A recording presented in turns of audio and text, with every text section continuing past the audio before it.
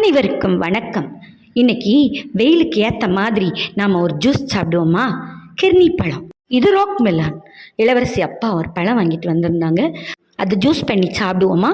நல்லா கழுவிட்டு அதை பழத்தை கட் பண்ணி அதோட சீட்ஸ் எல்லாம் எடுத்துட்டோம்னா, சீட்ஸ் எடுக்கிறப்போ அதை தூர போட்டலான்னு பார்த்தா அதுலேயே நிறைய ஜூஸ் இருந்துச்சு. ஒன்று அதை ஸ்ட்ரெயின் பண்ணி அந்த ஜூஸ் எல்லாம் எடுத்துட்டு அதோட சீட்ஸ் எல்லாம் தோட்டத்திலே முளைக்க போட்டுட்டோம்.